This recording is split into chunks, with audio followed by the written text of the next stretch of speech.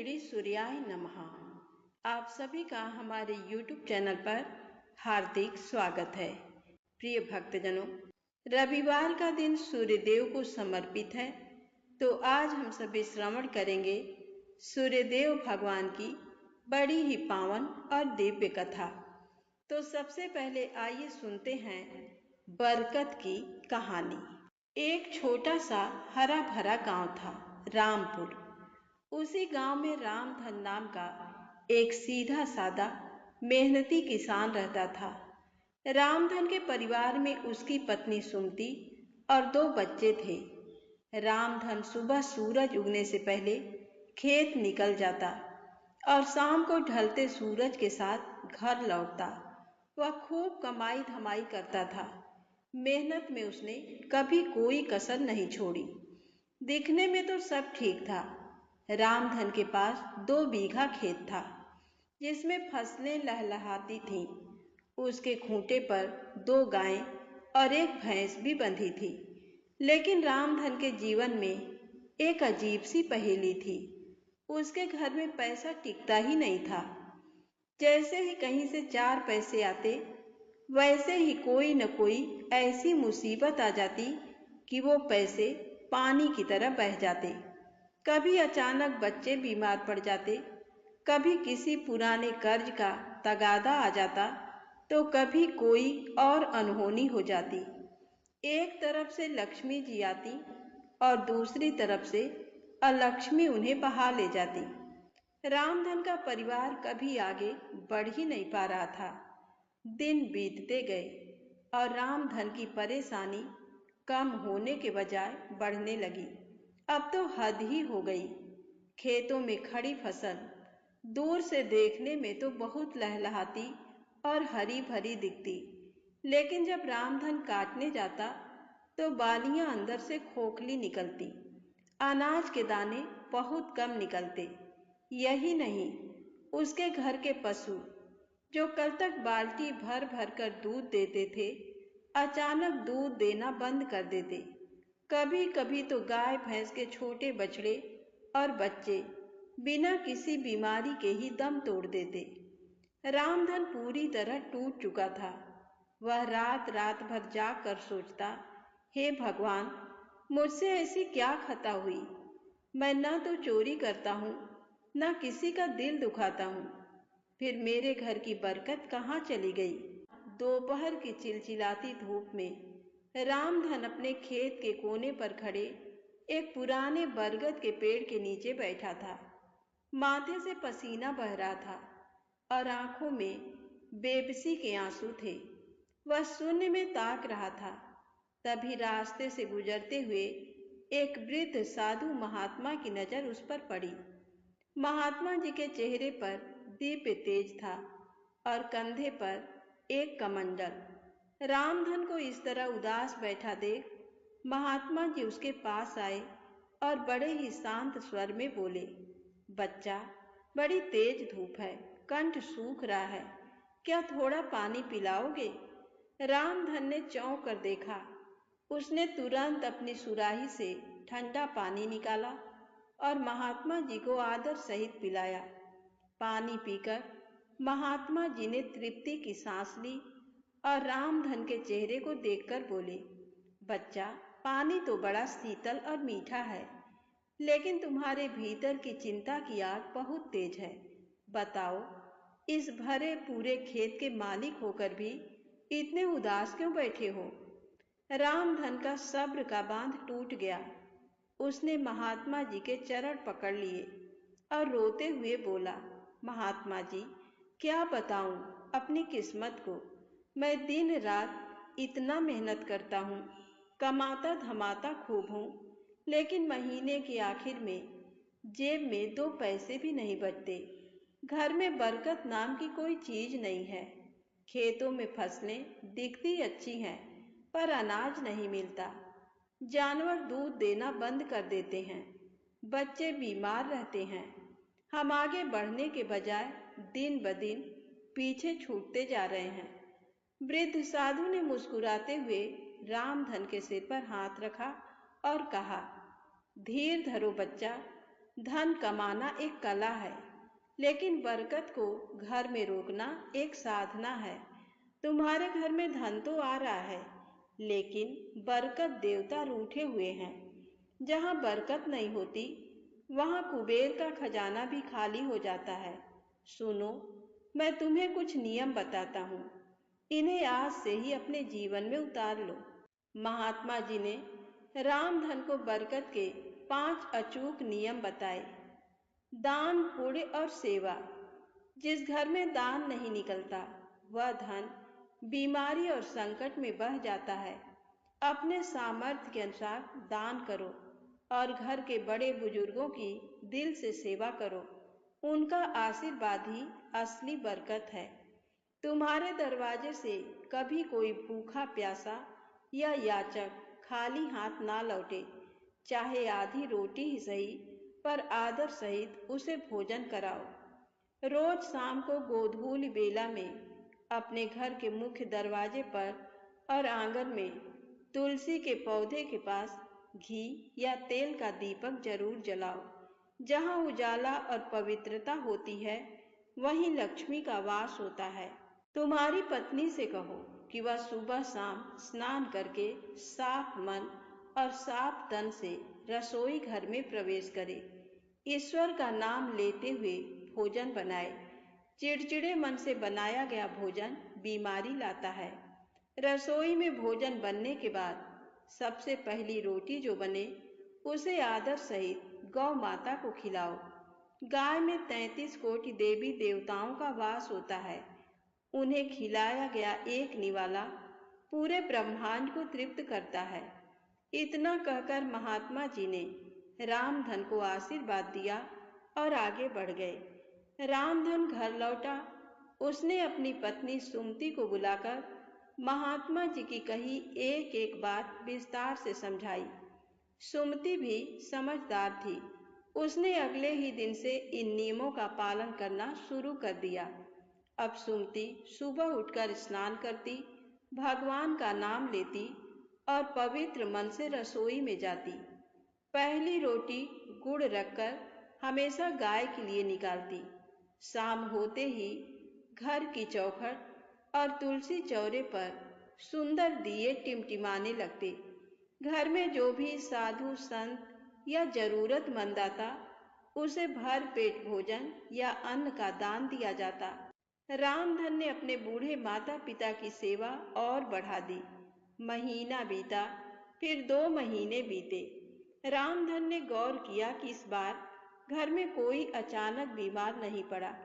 Doctor के यहाँ जाने वाला पैसा बच गया। जो फसल इस बार कटी, उसके दाने इतने भारी और अच्छे थे कि अनाज की बोरियों से रामधन का कोठा भर गया। उसकी गायों ने फिर से दूध देना शुरू कर दिया और इस बार दूध पहले से कहीं ज्यादा गाढ़ा और मीठा था। महीने का आखिरी दिन आया तो रामधन ने अपनी पोटली खोलकर देखी। उसकी आंखों में खुशी के आंसू आ गए। सारे खर्चे पूरे होने के बाद भी पोटली में पैसे बचे हुए थे। रामधन समझ गया कि उसके घर में बरकत देवता का वास हो चुका है। जहाँ नियम, धर्म, सेवा और संतोष होता है, वहाँ बरकत अपने आप खींची चली आती है। तब से लेकर आज तक रामधन का परिवार कभी गरीब नहीं हुआ और वे लोग हमेशा खुशहाल जीवन जीने लगे। इस कहानी से हमें यही शिक्षा मिलती है, मेहनत से सिर्फ पैसा आता है, लेकिन संस्कारों, दान, पुण्य, बड़ों के आशीर्वाद और पवित्रता से घर में बरकत आती है। तो बोलिए श्री बरकत देवता की जय हो, लक्ष्मी नारायण भगवान की जय हो। एक ब्राह्मण था। वह सूर्य भगवान का परम भक्त था। रोजाना नहाता धोता, कहानी कहता और सूर्य भगवान की पूजा करता। पर वह ब्राह्मण कमाई के नाम पर कुछ भी नहीं करता था। ब्राह्मण घर में रहता तो ब्राह्मणी बार बार कमाने के लिए परेशान करती और अगर कहीं बाहर जाता तो पड़ोसी उसे निकम्मा कहकर चिढ़ाया करते थे। तो उन सब के ताने सुन सुनकर वह ब्राह्मण परेशान हो गया और एक दिन वह सुबह नहा धोकर अपने पूजन की सामग्री लेकर जंगल में चला गया और वहां पर एक सूखे पीपल के पेड़ के नीचे बैठकर पूजा पाठ करने लगा। पूजा पाठ करने के बाद में सूर्य भगवान की कथा कही और वहीं पीपल के पास एक सूखा तालाब भी था। उसमें थोड़ा सा पानी था, तो वह उसी पानी से लोटा भरकर सूर्य भगवान को जल चढ़ाया। जैसे ही ब्राह्मण ने सूर्य देव को जल चढ़ाया, तो वह पूजा का जल बहकर पीपल और सूखी तलाई में आ गया। जल के वहां जाते ही सूखा हुआ पीपल हरा भरा हो गया और जो सूखी तलाई थी वह साफ पानी से भर गई। उस जल में सूर्य भगवान दिखाई देने लगे और ब्राह्मण से कहने लगे कि ब्राह्मण, तू मांग क्या मांगता है। तो ब्राह्मण ने ये सुना तो वह तो डर गया और सोचने लगा कि पीपल में लगता है कोई भूत रहता है। रोज जब वह पूजा करता तो उसे वही आवाज आती, तो सुन सुनकर चिंता के कारण वह ब्राह्मण तो बिल्कुल ही दुबला पतला हो गया। तो एक दिन ब्राह्मणी ने सोचा कि ब्राह्मण को गए हुए कितने दिन हो गए, चलो आज जाकर उनकी खोज खबर लेकर आती हूँ। तो ये सोचकर ब्राह्मणी भी जंगल में आई। तो जैसे ही ब्राह्मणी ने ब्राह्मण को देखा तो आश्चर्यचकित हुई और पूछने लगी कि आपको ये क्या हो गया है, आप इतने दुबले पतले कैसे हो गए हैं। तो ब्राह्मण ने सारा हाल बताया। तो ब्राह्मणी ने ब्राह्मण की सारी बात सुनकर कहा कि आप ये जल चढ़ाने के बाद में ये आवाज आती है, तो मुझे तो लगता है कि सूर्य भगवान स्वयं आते हैं। कल अगर आपको फिर से वही आवाज सुनाई दे तो सब कुछ मांग लेना। तो ब्राह्मण ने कहा कि कैसे मांगू, मुझे तो कुछ मांगना ही नहीं आता, ज्यादा कुछ कहना होगा तो मैं तो भूल जाऊंगा। तुम मुझे कोई ऐसी तरकीब बताओ जिसे कम शब्दों में ज्यादा मिल जाए। तो ब्राह्मणी कहने लगी कि तुम इस प्रकार से कहना कि 9 खंडे के महल के अंदर सोने के पालने में पड़ पोते को दास दासियों द्वारा खिलाते अपनी आंखों से देखूं। इस प्रकार लंबी उम्र, महल, बेटे, पड़पोते, बहुएं, धन दौलत सब कुछ मिल जाएगा। तो ब्राह्मण सुनकर कहने लगा कि मुझे तो समझ में नहीं आया। तो ब्राह्मणी कहने लगी कि धन होगा तभी तो सोने का पालना, दास दासियां होंगे। आंखें घुटने ठीक हो गए तो ही अपने पड़पोते को सोने के पालने में झूला झुला सकेंगे और देख सकेंगे। बेटे और बहू होंगे तो ही पड़पोते के दर्शन होंगे।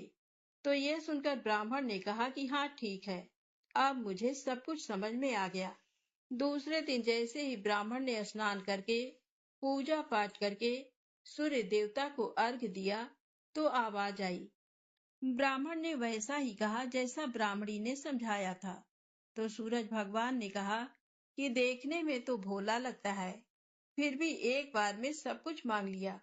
फिर भी तुमने जो मांगा है वह तुम्हें अवश्य मिलेगा। जा, तेरी हर इच्छा पूरी होगी। तो ब्राह्मण इस तरह का आशीर्वाद पाकर खुशी खुशी घर की तरफ चल पड़ा। घर आया तो देखा कि टूटी फूटी झोपड़ी की जगह एक नौखंडा महल खड़ा था। दास दासी आ जा रहे थे। तो ब्राह्मण ने कहा कि यहाँ पर मेरी झोपड़ी थी और एक बूढ़ी ब्राह्मणी थी, वह कहाँ गई। उसी समय महल से एक सुंदर औरत गहनों से और सुंदर कपड़ों से सजी हुई बाहर निकलती है और ब्राह्मण से कहती है कि आ जाओ स्वामी, ये अपना ही घर है। सूर्य भगवान ने तुम्हारी सारी मनोकामना पूर्ण कर दी है। तो ब्राह्मण ने कहा कि हम इतने धन का क्या करेंगे। तो ब्राह्मणी ने कहा कि धन से क्या नहीं होता, दान पुण्य करेंगे, यज्ञ करेंगे, होम करेंगे, भूखों को भोजन करवाएंगे, प्याऊ लगवाएंगे, धर्मशाला बनवाएं। तो ब्राह्मण ने ब्राह्मणी के कहे अनुसार वैसा ही किया। अब थोड़े ही समय में सारी प्रजा राजा की जगह उस ब्राह्मण के गुणगान करने लगी। जब ये बात राजा तक पहुंची तो राजा ने सुनकर उस ब्राह्मण को बुलाया और पूछा कि कल तक तो आपको खाना भी नहीं मिलता था, आज ये धन कहाँ से आया, कहाँ पर चोरी की है, डाका डाला है या कुछ किया है, मुझे सब कुछ सच सच बताओ। तो ब्राह्मण ने कहा कि महाराज, मैंने ना तो चोरी की है और न ही डाका डाला है। ये तो सब सूर्य भगवान की कृपा से मुझे प्राप्त हुआ है। ऐसा कहकर ब्राह्मण ने सारी बात राजा को बता दी। तो राजा ने कहा कि हे ब्राह्मण देवता, मेरे पुत्र नहीं है। अब तुम मुझे बताओ कि मुझे क्या करना चाहिए। तो ब्राह्मण ने राजा को सूर्य भगवान की पूजा विधि बताई। तो राजा ने वैसा ही किया। तो राजा के घर 10वें महीने सुंदर पुत्र ने जन्म लिया। अब तो सारे लोग सूर्य भगवान की जय जयकार करने लगे। हे सूर्य भगवान, जैसे आपने ब्राह्मण और राजा की मनोकामना पूर्ण की, वैसी सबकी करना। कहानी कहने वाले की, कहानी सुनने वाले की और हुंकारा भरने वाले की। तो प्रेम से बोले, सूर्य भगवान की जय हो। अब आइए सुने रविवार व्रत की अगली पौराणिक कथा। एक राजा था, एक रानी। उनके पास सिपाही, घोड़े, दास दासियां, धन दौलत सब कुछ था। सिर्फ उन्हें संतान नहीं थी। इसी कारण राजा रानी बहुत ही दुखी रहते थे। संतान प्राप्ति के लिए उन्होंने हर तरह का दान धर्म, धार्मिक अनुष्ठान, जप मंत्र, व्रत, पूजा पाठ किए, लेकिन कोई फायदा नहीं हुआ। अब राजा रानी दोनों ही बुढ़ापे की ओर बढ़ते गए और गहन सोच में पड़ गए। अब हमारे इतने बड़े राज्य का क्या होगा? कौन बनेगा इस राज्य का वारिस? कौन लेगा प्रजा की जिम्मेदारी? राजा रानी दिन रात इसी चिंता में घुलने लगे। उन्हें खाने पीने की भी सुधि नहीं रहती। तो एक सुबह राजा के दरबार में एक साधु महाराज आते हैं। तो दासी जाकर रानी से बताती है। तब रानी दासी से कहती हैं, ये मेरा अंतिम दान धर्म है। इसके बाद मैं अपने हाथों से कोई दान धर्म नहीं करूंगी। रानी चावल से भरा पात्र लेकर बाहर आती है और साधु महाराज की झोली में भिक्षा डालने आगे बढ़ती है। तो उसके चेहरे पर छाई उदासी साधु की दृष्टि में आती है। वह उससे पूछता है, रानी साहिबा, क्या हुआ? आप क्यों इतनी उदास हैं? तब रानी साधु को सारी हकीकत बताती है और सिसकने लगती है। उस पर वह साधु महाराज कुछ पल गंभीर हो जाते हैं और कहते हैं, चिंता मत करना रानी साहिबा, आपकी संतान की इच्छा पूरी हो जाएगी। आपकी कोख से एक पुत्र जन्म लेगा, लेकिन मात्र वह 14 साल तक ही आप लोगों को मिलेगा। इसके आगे वह इस मृत्यु लोक में नहीं रह पाएगा। इससे बढ़कर आपको कुछ देना मेरे लिए संभव नहीं है। अपनी बात पूरी करके उसने अपनी झोली में हाथ डाला, थोड़ी सी भभूत निकालकर रानी को दी और कहा, आप और महाराज दोनों इसे बांटकर ग्रहण करना। तुम्हें जल्द ही पुत्र प्राप्ति होगी। इतना कहकर साधु महाराज अपनी राह चले गए। उनके जाने के बाद रानी सोचने लगी, 14 साल तो 14 साल ही सही, उतने समय के लिए हमें पुत्र मिलेगा, यही काफी है। उतने साल तक मैं उसे जी जान से बड़ा करूंगी, उसे ढेर सारा प्यार दुलार दूंगी, अपनी संतान की मुराद पूरी करूंगी। उस रात अपना सारा राज काज खत्म करके राजा जब रानी के महल में गए, तो रानी ने राजा को सारी बात बताई और साधु महाराज की दी हुई भभूत राजा को दिखाकर बोली, साधु महाराज ने ये भभूत हम दोनों को ग्रहण करने को कहा है। तब राजा बोले, इतना दान धर्म किया, जब तब किया, कोई फल नहीं मिला। अब इस भभूत से हमें संतान प्राप्ति होगी क्या? उस पर रानी बोली, जब इतना सब कुछ किया तो अब ये भी सही, खामख्वाह उस साधु के क्रोध को क्यों बुलावा दें। राजा को अब किसी पर विश्वास नहीं था, लेकिन पत्नी को दुख न पहुंचे इसलिए वह राजी हो गए। राजा रानी दोनों नहाते धोते हैं, फिर अपने भगवान का नाम स्मरण करते हैं, अपने पुरखों को स्मरण करते हैं और उस साधु महाराज का नाम स्मरण करके वह भभूत बांट कर दोनों खाते हैं। उसके बाद दोनों निश्चिंत होकर सो जाते हैं। तो कुछ दिन गुजर जाते हैं और साधु द्वारा कहे अनुसार रानी गर्भवती हो जाती हैं। उस पर राजा रानी दोनों की खुशी गगन में नहीं समाती। राजा रानी से बोला, महारानी, सचमुच साधु महाराज की कृपा हो गई। तो 9 महीने 9 दिन और 9 घंटे पूरे होकर रानी ने एक सुंदर गोरे चिट्टे पुत्र को जन्म दिया। राजा ने बड़ी धूमधाम से पुत्र का नामकरण किया। सारे राज्य में 8 दिन तक अन्न संतर्पण रखा, उत्सव मनाया गया।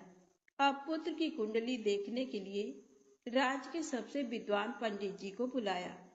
तो कुंडली देखकर पंडित जी बड़े चिंतित हो गए। कहने लगे, महाराज, हमारा राजपुत्र सिर्फ 14 साल तक हमारे पास रहेगा। राजा को इस बात की भनक थी ही, रानी को भी। साधु महाराज की बात याद थी। दोनों चुप रह जाते हैं। उसके बाद राजा और रानी बड़े प्यार दुलार से बेटे की परवरिश करते हैं, उसकी हर इच्छा पूरी करते हैं। थोड़े समय के लिए ही सही, भगवान ने संतान की अपनी मुराद पूरी कर दी। इससे वे समाधान मानते हैं। राजपुत्र दिन प्रतिदिन बड़ा होता है। जब वह 7 साल का हो जाता है तो राजा एक अच्छे गुरु की नियुक्ति करके उसे पढ़ाई लिखाई, राजशास्त्र, शस्त्र विद्या, घुड़सवारी इत्यादि 12 विद्याओं का शिक्षण देते हैं। जब वह सब शास्त्र विद्या में पारंगत हो जाता है और 12 साल की उम्र का हो जाता है, तब एक अच्छी सी राजकन्या खोजकर उसकी शादी कर देते हैं। तो 2 और साल बीत जाते हैं। बेटा 14 साल का हो जाता है। एक दिन राजपुत्र राजा से बोलता है, पिताजी, मैं अपना सारा राज्य घूमकर देखना चाहता हूँ। आज तक मैंने सिर्फ इस रजवाड़े के अतिरिक्त कुछ नहीं देखा है। बेटे की बात सुनकर राजा चिंतित हो जाता है, क्योंकि पुत्र को 14वां साल शुरू हुआ था। अब कोई अनहोनी होने का वक्त नजदीक आ पहुंचा था, लेकिन राजा ये सब बातें पुत्र को बता नहीं सकता था। वह क्या करता है कि चेहरे पर खुशी लाकर बेटे से कहता है, हाँ हाँ, जरूर जाओ बेटा, तुम्हें अपना सारा राज्य घूम कर देखना चाहिए। कहाँ क्या है, ये सब जानना चाहिए। कल मेरे बाद तुम्ही को तो राजा बनना है। मात्र एक बात का ध्यान रखें, तुम जहाँ जा रहे हो, क्या कर रहे हो, ये बात अपनी पत्नी को नहीं बताना। पुत्र कहता है, ठीक है पिताजी, आपने जो कहा है मैं वैसा ही करूँगा। राजपुत्र दिन भर अपनी पत्नी के साथ मौज मस्ती करता है, खुशियां मनाता है और रात को ठीक 12 बजे बिस्तर से उठकर बाहर चला जाता है। फिर पौ फटने से पहले वापस अपने महल में आकर सो जाता है। ऐसे बहुत दिनों तक चलता रहा। अब पुत्र का 14वां साल खत्म होने में कुछ दिन ही बाकी रहते हैं। इतने में उसकी पत्नी यानी छोटी रानी रात में जाग जाती हैं। वह देखती हैं कि बिस्तर पर राजपुत्र नहीं है। वह महल में सब जगह देखती हैं, तो राजपुत्र कहीं भी नजर नहीं आता। तो वह क्या करेगी, किससे कहेगी? वह चुपचाप रहती है। फिर भोर होने पर वह देखती है कि उसका पति अपनी जगह सोया हुआ है। वह पति से कुछ नहीं पूछती, लेकिन दूसरी रात भी वैसे ही होता है। तीसरी रात, चौथी रात, ऐसे बहुत दिन तक चलता है। रानी बहुत ही चिंतित हो जाती है। पति रात को जाता कहाँ है, किससे मिलने जाता है? उसके मन में ढेर सारे सवाल उठते हैं, लेकिन उसे पूछने में डर लगता है। शायद पति गुस्सा कर बैठे। सास ससुर से पूछने के बारे में सोचा तो उसकी कुल मर्यादा बीच में आ जाती थी। तो इस तरह मन ही मन वह कुढ़ती रहती थी। इस हालत में उसे खाने पीने में दिलचस्पी नहीं होती। वह दुबली पतली हो जाती है। तो उस राज्य में फूल बेचने वाली एक बूढ़ी मालिन थी। वह हमेशा छोटी रानी को फूल देने उसके महल में आती थी। उस बुढ़िया का ध्यान छोटी रानी पर जाता है। वह उससे पूछती है, बेटी, तुम्हें किस बात का दुख है? तुम इस तरह सूखकर कांटा क्यों बनी हो? उस पर रानी कहती है, क्या बताऊं तुम्हें अम्मा, तुम्हारा राजपुत्र हर रात बिस्तर पर से उठकर कहीं चला जाता है और सुबह भोर होते ही वापस आकर सोता है। वह कहाँ जाता है? प्रेमिका से मिलने जाता है क्या? ये सोच सोचकर मैं अन्न जल ग्रहण नहीं कर पाती और सूख सूख कर इस तरह कांटा बन गई हूँ। बुढ़िया सब बात सुनकर उसे एक उपाय बताती है। तो बेटी ऐसा करना, आज रात तुम सोना मत।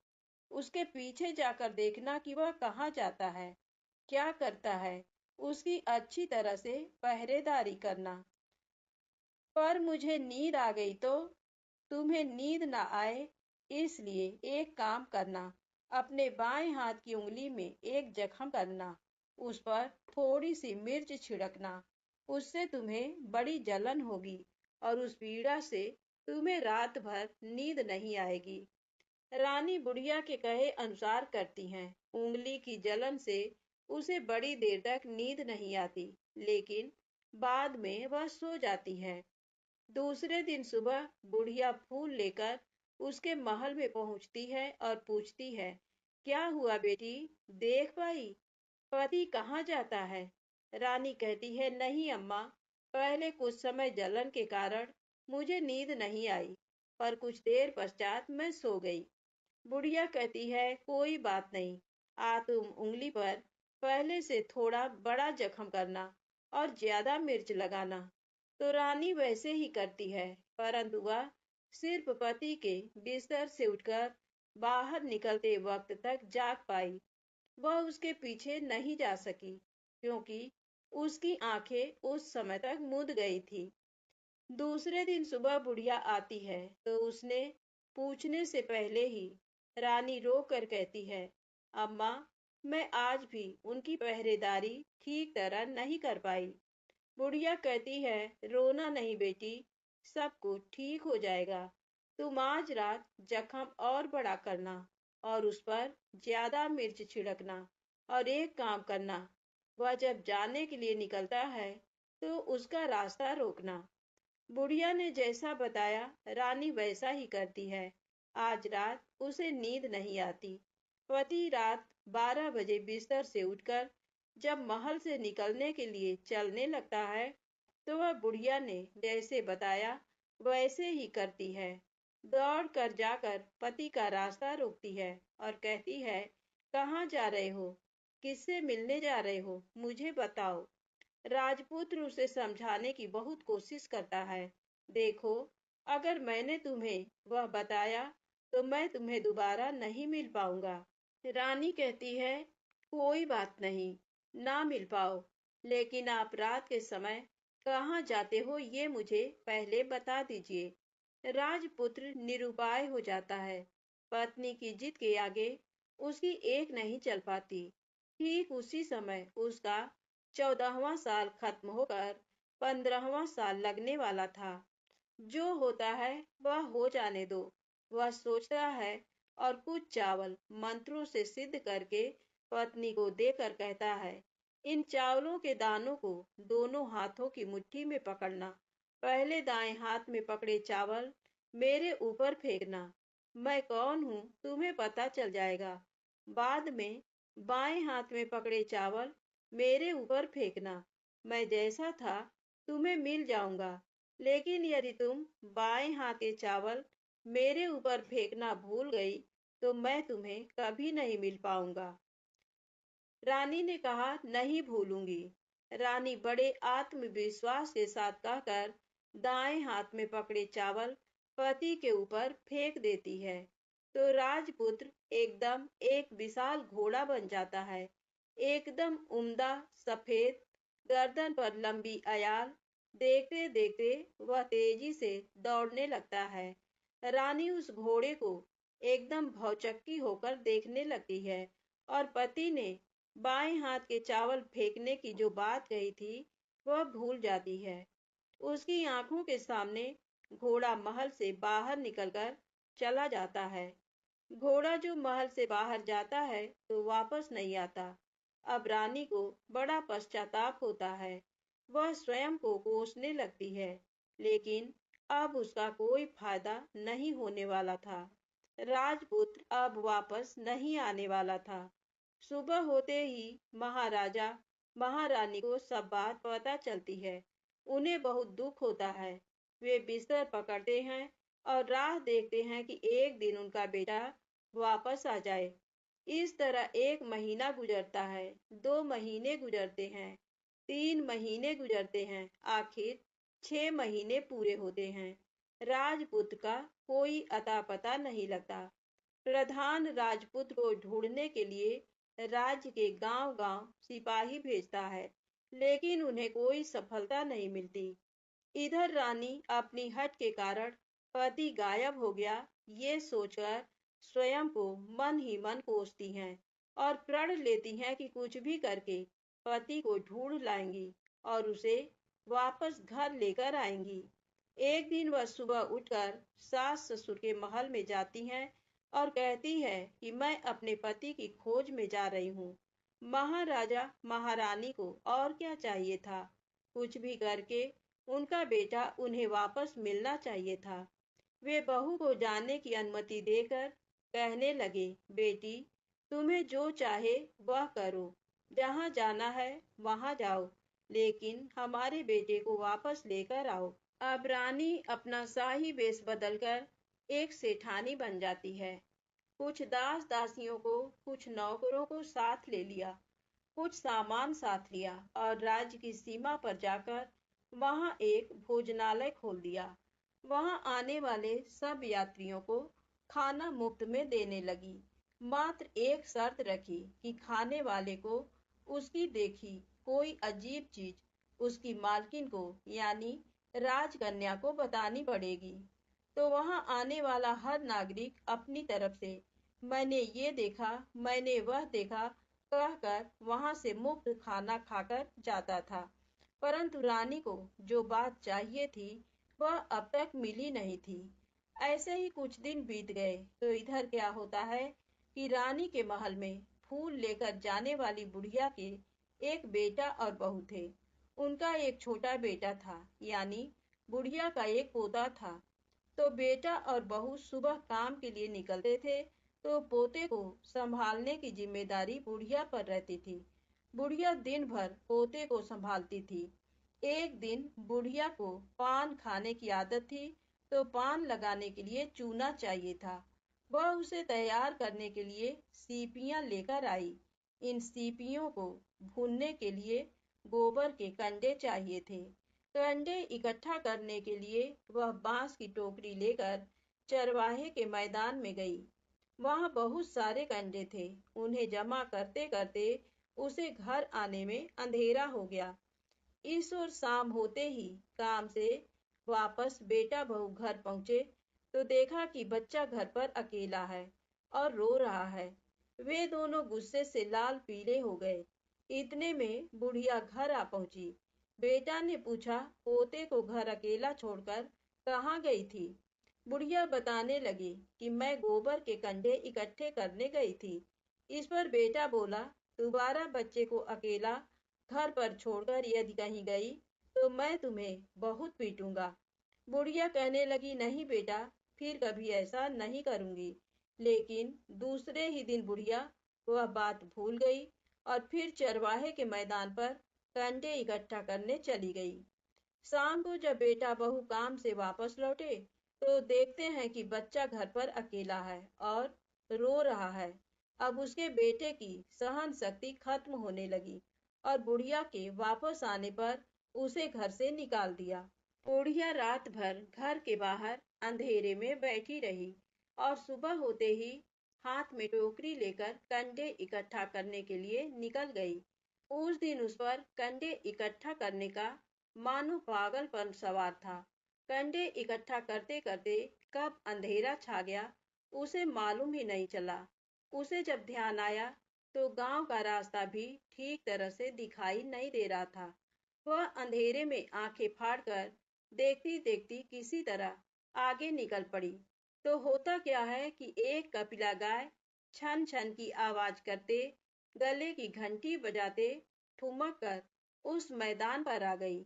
उसे देखकर बुढ़िया सोचने लगी कि इस गाय के पीछे पीछे जाऊंगी तो गांव तक पहुंच जाऊंगी। तब बुढ़िया उसके पीछे पीछे जाने लगी। वह गाय क्या करती है कि उस मैदान से लेकर एक एक करके 6 मैदान पार करती है। आखिर में वह 7वें मैदान पर पहुंचती है। तो वहां क्या होता है कि उस मैदान पर एक बड़ा सा पत्थर है। गाय जाकर उस पत्थर को अपना सींग मारती है। सींग मारा तो वह पत्थर दूर हट गया और पाताल में नीचे जाने की सीढ़ियां दिखाई देने लगी। तब वह गाय उन सीढ़ियों से नीचे जाने लगी। बुढ़िया वह सब देखती रही और झट जाकर गाय की पूंछ को पकड़ लिया। पूंछ पकड़कर वह गाय के साथ नीचे पाताल में पहुंच गए।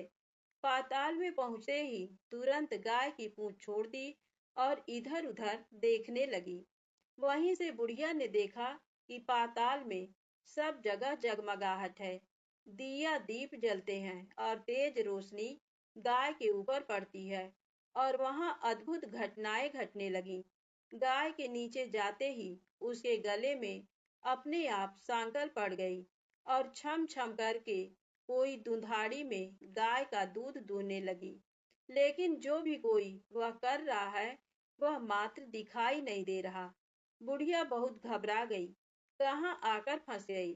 वह सोचने लगी और यहाँ वहां छिपने के लिए जगह ढूंढने लगी, लेकिन उसे कहीं भी जगह नहीं मिली। हर जगह उजाला ही उजाला था। तो वह यूं एक कोनों में खड़ी रह गई और जो कुछ सामने हो रहा था उसे चुपचाप देखने लगी। कुछ पल के बाद वहां झट से एक उम्दा सफेद घोड़ा आया। वहां 2 कुंड थे।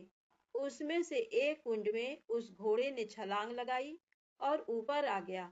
अब उसे राजपुत्र का रूप प्राप्त हो गया। राजपुत्र बनने के बाद उसने दूसरे कुंड के पानी में स्नान किया। वहां रखे नए कपड़े पहने हैं। नजदीक ही एक सुंदर पलंग था। उस पर आकर वह बैठ गया। उसके सामने अपने आप 5 पकवानों की थाली आ गई।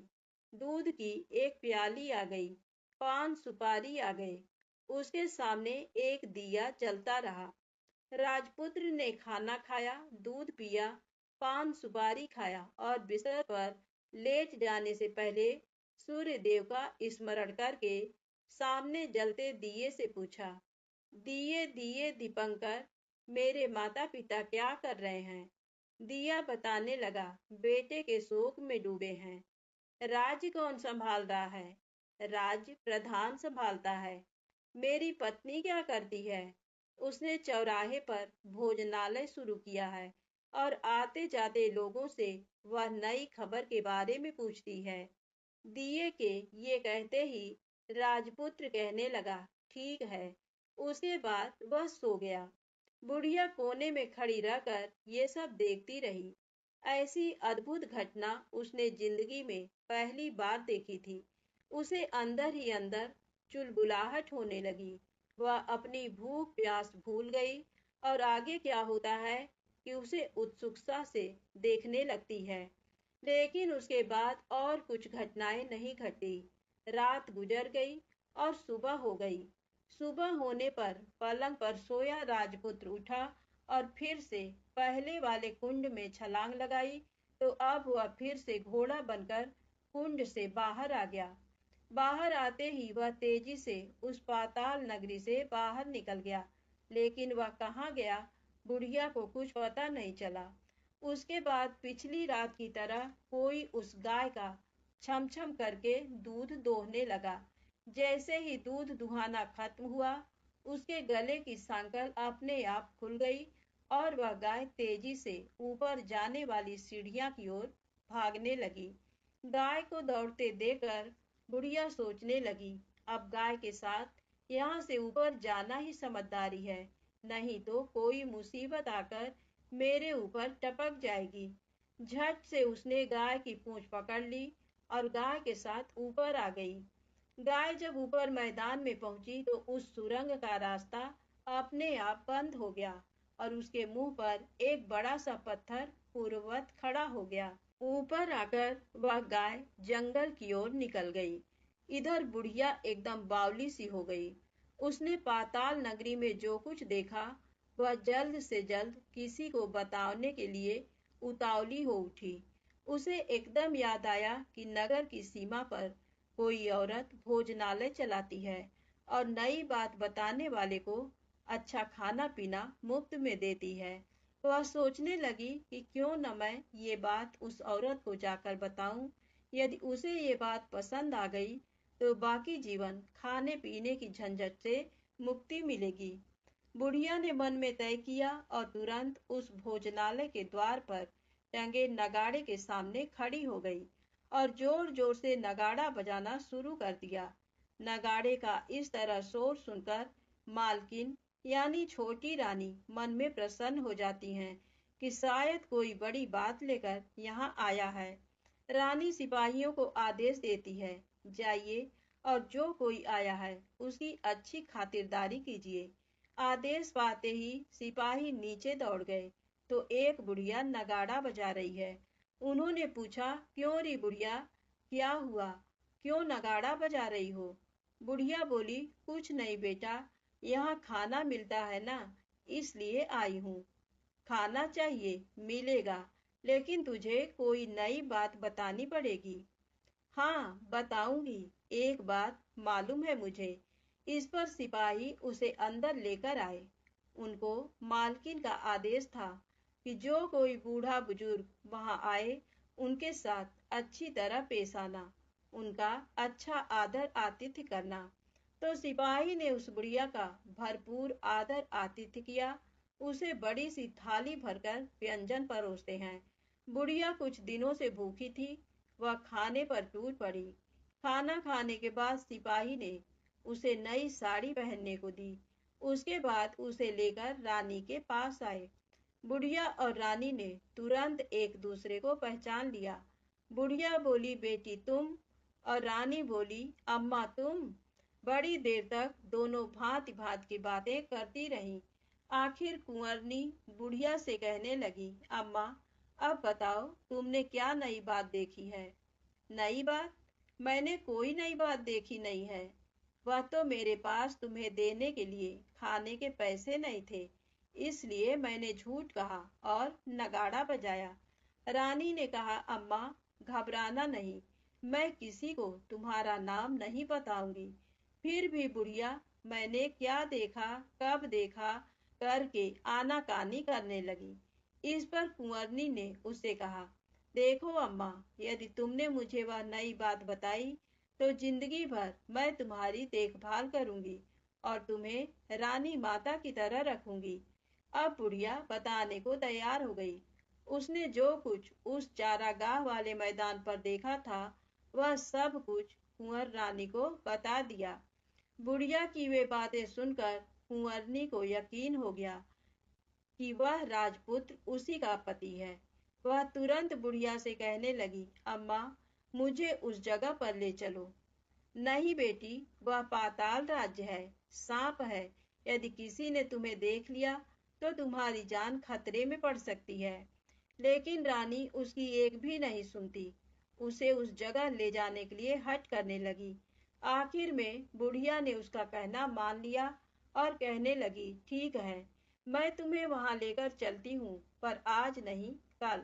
वहां जाना है तो शाम को ही जाना होगा। तो दूसरे दिन दोपहर को रानी बुढ़िया के साथ उस मैदान पर गई और एक जगह छुपकर गाय के आने की राह देखने लगी। दिन ढलते ही अंधेरा घेरने लगा और गाय हमेशा की तरह वहां आ गई।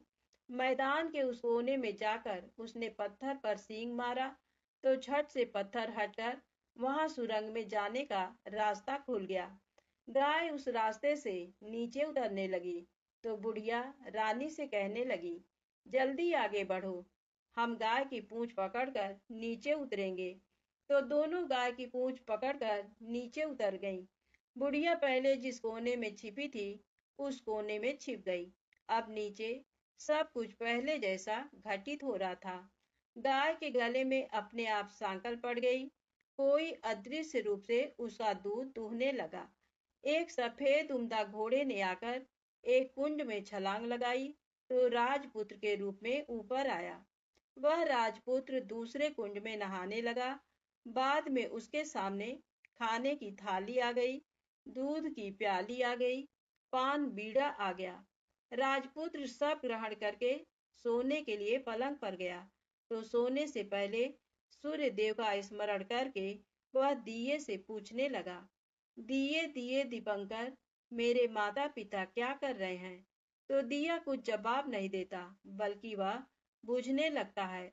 तब राजपुत्र को कुछ अघटित हुआ है, इसका संदेह हो गया है। वह उदास हो गया और जो कुछ हुआ है वह हो जाने दो ऐसा सोचकर सोने के लिए बिस्तर पर लेट गया।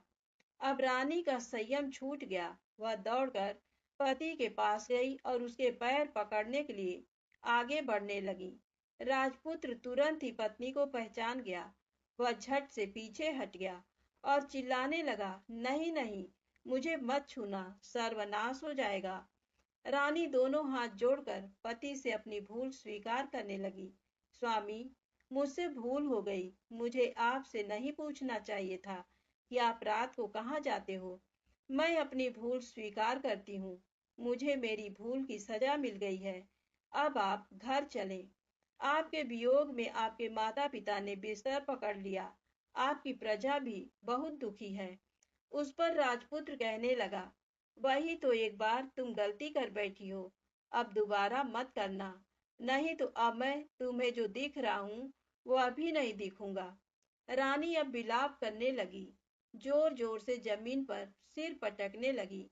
राजपुत्र के मन में उसके प्रति दया उत्पन्न हो गई। वह उससे कहने लगा, यदि तुम मुझे पाना चाहती हो तो तुम्हें ये काम करना होगा। काम कठिन है, लेकिन वह तुम्हें अकेले करना होगा। रानी ने कहा, कहो स्वामी, कितना भी कठिन काम हो, मैं वह पूर्ण करूंगी। रानी कहने लगी। इस पर राजपुत्र ने उसे बताया, इस पाताल से ऊपर जाते ही तुम्हें एक घना जंगल नजर आएगा। ऐसे 6 जंगल पार करने के पश्चात 7वां जंगल मिलेगा। वह जंगल सबसे घना है। उस जंगल में बीचों बीच एक पीपल का पेड़ है। उसके आसपास की जगह पत्ते, फंदे, जटाएं, कांटे इत्यादि से ढक चुकी हैं। वहां बाघ, शेर, भालू, सांप सभी धमा चौकड़ी बैठती है। तुम्हें उन सबको भगाकर वह जगह साफ करनी है। उसको गोबर से लिपाई करके पवित्र बनाना है, रंगोली से सजाना है। उसके बाद वहां धूप, कपूर, अगरबत्ती जलानी है। फूल कुमकुम से पेड़ की तने की पूजा करनी है। दूध दही से बने चावल का भोग चढ़ाना है। ये सब तुम्हें दोपहर को 12 बजने के पहले करना है। 12 बजने के समय तुम्हें उस जगह पर बैठकर सूर्य भगवान का ध्यान करना है। ठीक 12 बजे सूर्य भगवान का रथ वहां उतरेगा। वे वह सब देखकर खुश हो जाएंगे और कहेंगे, जिस किसी ने ये सब किया है उसे मैं मनचाहा फल दूंगा। तो तुम सामने जाकर उसके रथ का दाहिना घोड़ा मांगना, मैं तुम्हें मिल जाऊंगा। इतनी बात कहकर राजपुत्र अपने पलंग पर सो गया और छोटी रानी भोर होने की राह देखने लगी। भोर होते ही वह बुढ़िया के साथ गाय की पूंछ पकड़कर ऊपर आ गई। ऊपर आने के बाद वह बुढ़िया से कहने लगी, अम्मा, अब मैं अकेले ही आगे जाऊंगी, तुम भोजनालय वापस जाओ। वह जंगल में जाकर राजपुत्र की बताई जगह ढूंढने लगी और स्वयं आरी से वह जगह साफ कर दी। बाद में राजपुत्र ने जैसे बताया वैसी लिपाई पुताई करके वापस आ गई। दूसरे दिन पौ फटने से पहले उठी और जंगल में उस जगह पहुंची। वहां जाकर इत्र, गुलाब का पानी छिड़कर वह जगह सुगंधित की। धूप अगरबत्ती जलाकर उसे पवित्र किया और पूजा की। सब सामग्री वहां तैयार रखकर सूर्य भगवान का ध्यान करने बैठ गई। जैसा कि पति ने बताया था, दोपहर को ठीक 12 बजे सूर्य भगवान का रथ उस पीपल के पेड़ पर आकर रुका है। सूर्य भगवान ने जब रथ से नीचे देखा तो सुगंधित वातावरण देखकर वे बहुत प्रसन्न हो गए। फिर वे बोले, जिस किसी ने ये काम किया है वह यहाँ आकर आज मुझसे कुछ भी मांगे, मैं उसे दे दूंगा। रानी ने जब ये शब्द सुने तो बिना समय गंवाए दौड़कर उनके सामने आ गई और उनको साष्टांग नमस्कार करके बोली, भगवान, वह मैं ही हूँ, मैंने ही ये जगह साफ की है। अच्छा, तो तुम्हें जो चाहिए वह मांगो। भगवान, मुझे मुझे आपके रथ का दाहिना घोड़ा चाहिए। सूर्य भगवान बोले, नहीं नहीं, मैं तुम्हें और कुछ भी दे सकता हूँ, लेकिन ये घोड़ा नहीं दे सकता। मेरे रथ के 12 घोड़े हैं। तुम चाहो तो कोई और घोड़ा मांग लो, लेकिन ये दाहिना घोड़ा नहीं, वह मैं तुम्हें नहीं दे सकता। छोटी रानी एक नहीं सुनी, वह सूर्यदेव से एक ही बात कह रही थी, वही दाहिना घोड़ा दे दीजिए, नहीं तो मैं आपके पैरों में गिरकर अपनी जान दे दूंगी। अब सूर्यदेव धर्म संकट में पड़ गए। उन्होंने वचन दे दिया था, अब अपने वचन से पलट भी तो नहीं सकते थे। तब सूरज भगवान ने बोला, मैंने तुम्हें घोड़ा दे दिया, लेकिन घोड़ा तो दिया है, वह तुम्हें यहाँ नहीं मिलेगा। तुम्हें उसे पाताल में जाकर लाना होगा। रानी बोली, पाताल में ही क्या भगवान, मैं उन्हें पाने के लिए कहीं भी जा सकती हूँ।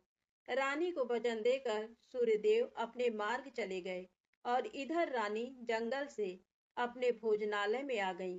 फिर वह बुढ़िया को लेकर उस मैदान पर आ गई। जल्दी ही शाम हो गई।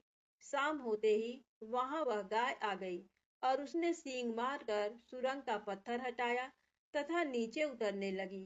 रानी और बुढ़िया जल्दी जल्दी उसकी पूंछ पकड़कर नीचे उतर गईं। नीचे पाताल में सब घटनाएं पहले की तरह ही घटने लगी। घोड़े का एक कुंड में नहाकर राजपुत्र बन जाना, नहा धोकर पलंग पर जाकर बैठना, तो उसे खाने की थाली, दूध की प्याली आना, पान बीड़ा आना। लेकिन आज एक बात नई घटी।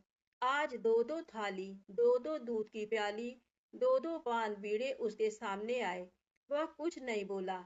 अपने हिस्से की थाली खाकर, दूध पीकर और पान बीड़ा चबाकर वह सोने चला गया और हमेशा की तरह दिए से पूछने लगा, दिए दिए दीपंकर, मेरे माता पिता क्या करते हैं? दिया ने बताया, वे दोनों तुम्हारे शोक से मरने की स्थिति में पहुंच गए हैं। ऐसा झट से उसकी आंखों से आंसू टपकने लगे। फिर वह पूछने लगा, दिए दिए दीपंकर, मेरा राज्य कौन चला रहा है? तुम्हारा राज्य प्रधान चला रहा है और वह सब कुछ हड़प चुका है। वह प्रजा पर बहुत अत्याचार कर रहा है। सुनकर राजपुत्र को बहुत गुस्सा आया। वह गुस्से से अपनी मुट्ठी भींचने लगा। अब वह पूछने लगा, दिए दिए दीपंकर, मेरी पत्नी क्या कर रही है? अब दिया कुछ नहीं बोला, चुप रहा। अब रानी का संयम जवाब दे गया। वह दौड़कर पति के गले लग गई। अब मैं तुम्हें मिल गया, राजपुत्र कहने लगा। सच कहते हो, अब आप फिर से घोड़ा तो नहीं बनेंगे? नहीं, दोबारा घोड़ा नहीं बनूंगा। तुमने जो इतने सारे कष्ट उठाए हैं मुझे पाने के लिए, इसलिए सूर्यदेव ने मुझे सदा के लिए घोड़े के जन्म से मुक्त कर दिया है। राजपुत्र ने बड़े प्यार से कहा और उसे गले लगाया, उसके आंसू पोंछे। कुछ देर पश्चात भोर हो गई तो गाय की श्रृंखला टूटकर वह ऊपर भूलोक जाने लगी। रानी, राजपुत्र और बुढ़िया उसकी पूंछ पकड़कर ऊपर आ गए। ऊपर आने पर वे सीधे भोजनालय में पहुंचे। वहां का सब सामान लोगों में बांट दिया और उसको ताला लगाकर अपने राज्य में लौट गए। राजपुत्र वापस आता और उसे तेवर देकर प्रधान घबरा गया। राजपुत्र ने उसे बंदी बनाकर कैद खाने में डाल दिया और राज्य की बागडोर अपने हाथ में ले ली। उसके बाद वह अपने माता पिता को मिलने उनके महल में गया। तब राजपुत्र क्या देखता है कि उसके माता पिता उसके शोक में अस्थि पंजर बने हुए हैं। पुत्र को वापस आया देखकर मरड़ा सन राजा रानी की आंखों से टप टप आंसू बहने लगे। इन दोनों ने पुत्र को गले लगाया, उसे प्यार से सहलाया। इतना होने के बाद उनके सेहत में एकदम सुधार आने लगा। वे अब बिस्तर से उठकर बैठ गए हैं। पुत्र को आशीष देने लगे। राजपुत्र के आने की खबर तुरंत राज्य भर में फैल गई। प्रजा खुशी से फूली नहीं समाई। प्रजाजन राजमहल के सामने इकट्ठे हो गए। राजपुत्र ने भी उन्हें दर्शन दिए और आज से उन्हें कोई दुख नहीं पहुंचाएगा, ऐसा वचन भी दिया। अब राजा अपने पुत्र का राज्याभिषेक करके उसे सिंहासन पर बिठाता है और बहू को महारानी का दर्जा देता है। और स्वयं अपनी पत्नी के साथ ईश्वर स्मरण करते खुशी से दिन बिताता है। महाराजा बना राजपुत्र अच्छी तरह से राज्य चलाने लगा और अपनी पत्नी के साथ सुख शांति से जीवन बिताने लगा। उस बुढ़िया को रानी ने अपने पास ही रख लिया। उसकी अच्छी तरह से देखभाल करने लगी। बुढ़िया और उसके बुढ़ापे के दिन खुशी से गुजरने लगे। प्रेम से बोले, सूरज भगवान की जय हो।